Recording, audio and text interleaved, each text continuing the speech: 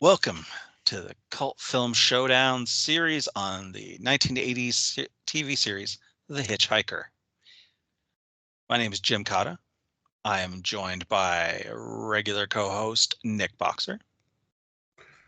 Flaccid as usual. And Flatulent. Sorry, I meant flatulent. speaking of flaccid, also Jack Hall is here. Oh no, I'm rock hard, baby. Well, you'd have to be when we're talking about 1987 Kirstie Alley. Oh yeah, that was some good stuff. He was a hottie. This is our 7th episode of the Hitchhikers sub-series of the Cult Film Showdown, and we are talking about what on my numbers is season 4, episode 7. That may vary on other lists. The series has a strange filing system, and the legendary Billy B, starring Kirstie Alley, Brad Dourif, and Andy Summers. Nick, you want to tell us what happens in this thingy? I wish I knew. I can give you the basic plot over thing, I think. Kirstie Alley stars as a photog who also has a cameraman for some reason for the tabloid newspapers after getting scooped on a follow-up, if that's a thing. They decide to follow the photographer's passion project, searching out dead rocker Billy B, and they find him, sort of, in an effort to get photos that aren't part of the photographer's personal collection. They break into his house and they need secondary photos for some reason, and find out that the band and the son of Billy B are faking sort of the reemergence of Billy B, but it also turns out that they are also keeping Billy B alive by drugging him, and he's there, but they're waiting for his soul to return to his body. And then they decide to keep Kirstie Alley for some reason. Kirstie. I was confused.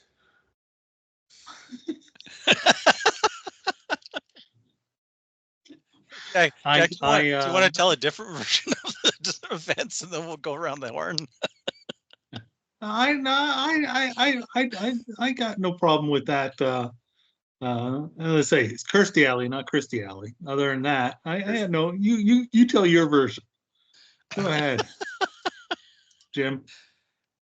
I couldn't tell if they were drugging him to keep him or drugging him because he needed drugs because he had almost died.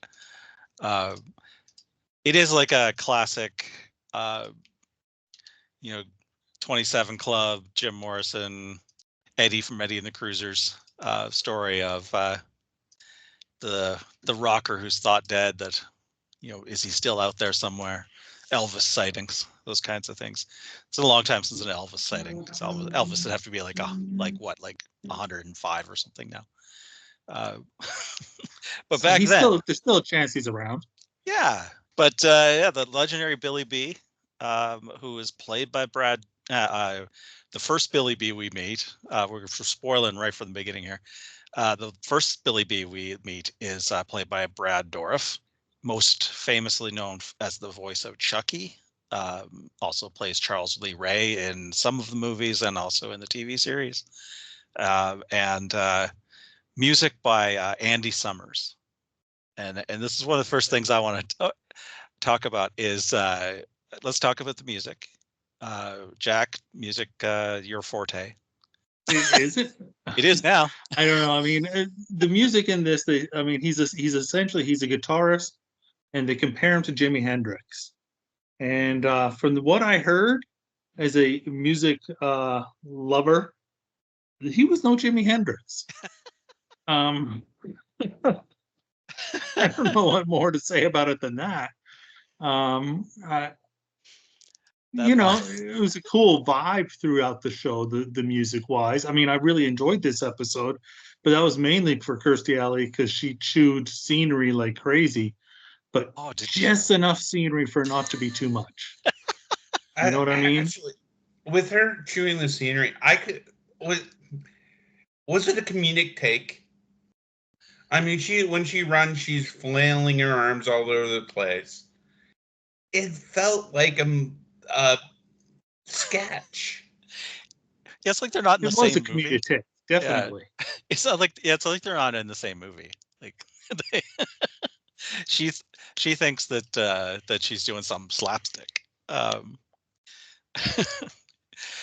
You mentioned the Jimi Hendrix line, Jack, and that was my favorite moment of the whole show because, as I mentioned, Andy Summers plays her photographer. I think she's supposed to be a reporter. I don't think she's actually a photographer, but you're right. But it is vague. Like it feels like two of them are partners, I guess.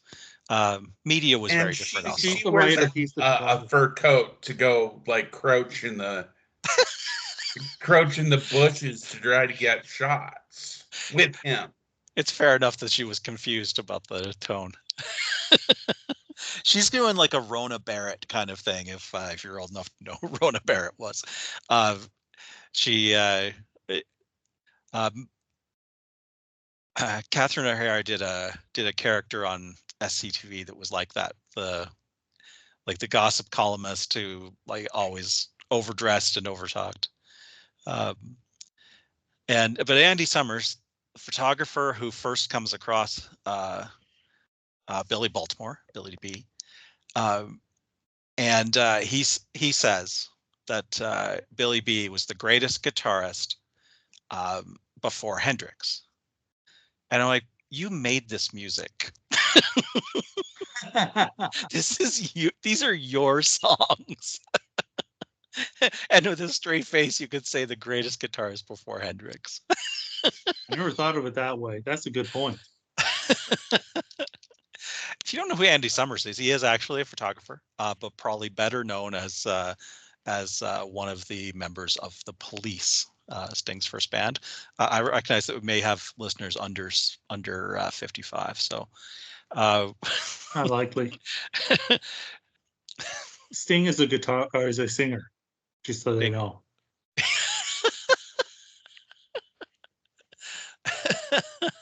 Ask your mom and she'll remember that he was kind of a old guy playing music when she was young.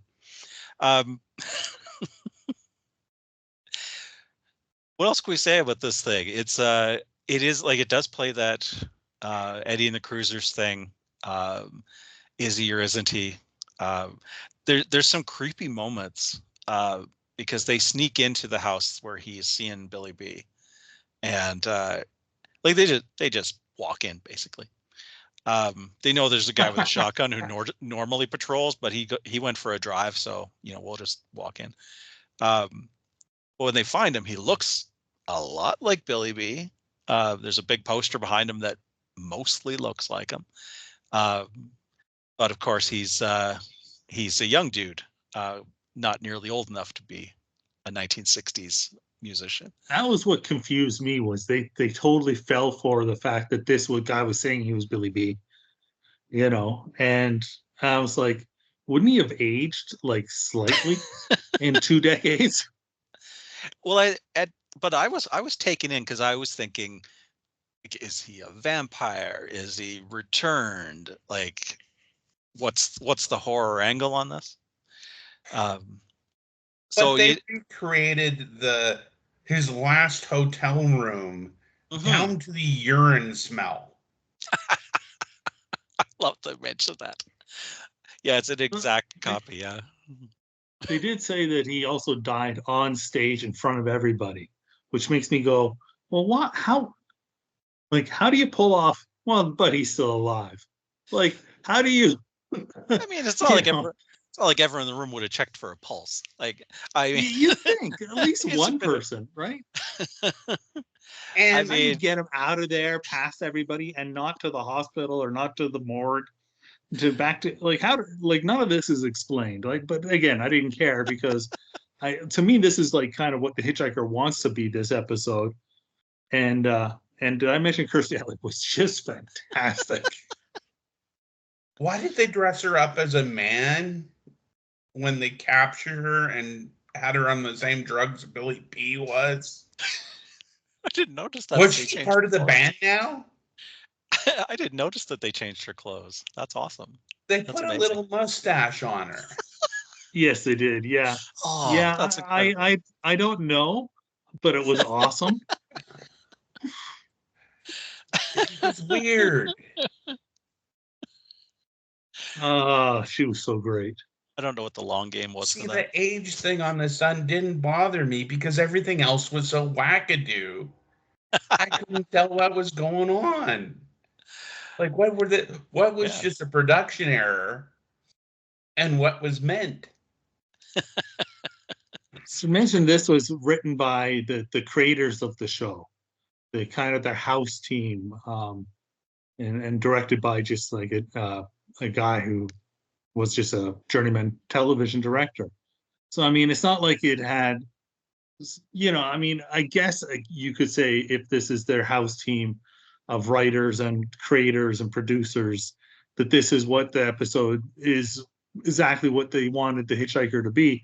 On the other hand, it's not like it's like something where you're sitting there going, wow, what an artistic vision that they brought in for this person. I mean, this isn't exactly like a Masters of Horror situation or anything like that. It's just an episode, and you either enjoyed it or you didn't. And I had a lot of fun with it. I mean, I really recommend it. It to me was the episode that I didn't have anything in my head of this is a Twilight Zone-y thing, this is an Outer Limits, this is Night Gallery or anything like that. It was like, this is the thing that this show wanted to be. Yeah. It's not a sci-fi, it's not a twist ending. Like, I mean, it's a twist 2/3 of the way. It's a twist second act is what it is. And but it didn't have, like, it felt like its own thing. It felt like it was genuinely like its own series. And like that part I really liked. This episode aired in March of '87. To put that in framework with her career, she started on Cheers in September of '87. So this would have been one of the things that the producers of Cheers looked at and said, that's her girl.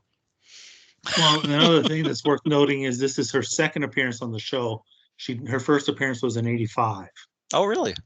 She did an episode in '85. Yeah. So this is her second time on the show. Nice.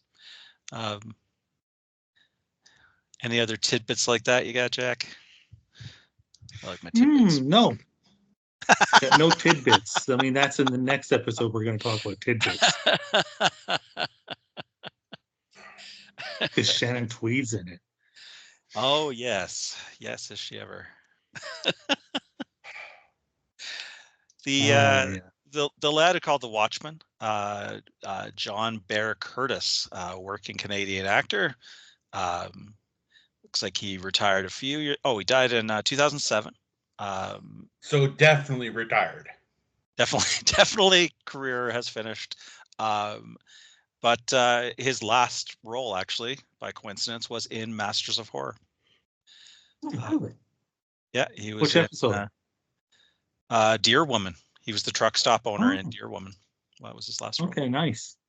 Yeah, interesting little crossover there from our previous series. I really like Brad Dourif. That was the reason I had picked this one, because I wanted to see, Brad Dourif. This would have been probably just like a couple of years before. Was Chucky 1990? I think 90 or 9. I want to say 90. But he really didn't. No, I think it was '87. Space Truckers. Was it? I believe it was '87 that the first Chucky came out.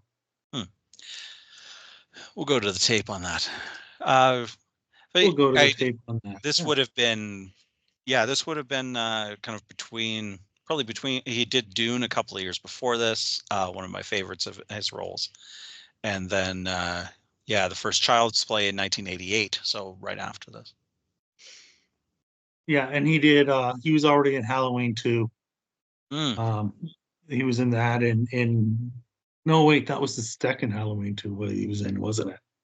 Was he in the original? No, he was in the second Who one, knows? the remake. The only continuity is Complex as Marvel Comics, the Halloween series. Which Yes, this Halloween is pretty much timeline do you true. follow? Child's Play was 1988. Mm-hmm. All right. Well, this one we recommend is this gets a go see it. We will be back next time. As Jack alluded to, we've got a Shannon Tweed episode coming up.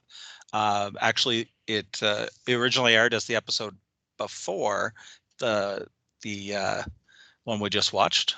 It was episode 6 of season 4, and Legendary Billy B was episode 7, called Doctor's Orders. And we recommend that you watch these ahead because we just kind of go right into spoilers. We won't really think about it. It's a Let's go into 25 minute. spoilers just right now. In the throw to the next episode, she's naked in this one. Yeah, so go. Yeah. This is yeah. the her film appearance on her film or television appearance where she doesn't have clothes on.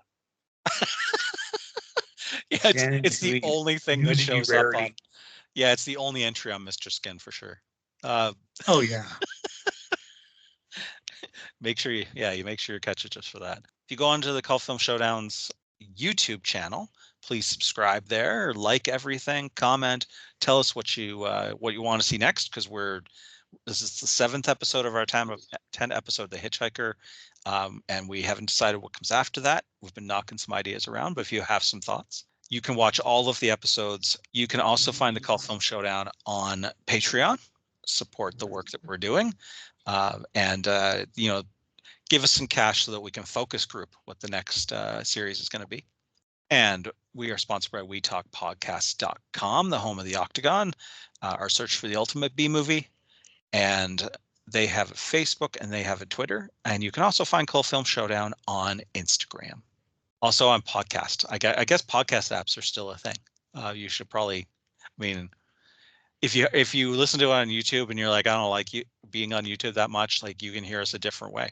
Like you can be doing gardening work and listening to us talk about a show that hopefully you watched. All right.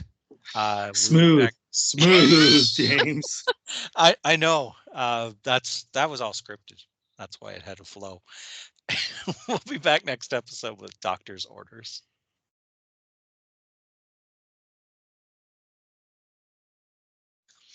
You know what I was thinking, by the way, would be a fun season? What's that? Is to do comedies, very special episodes. Oh, that's interesting.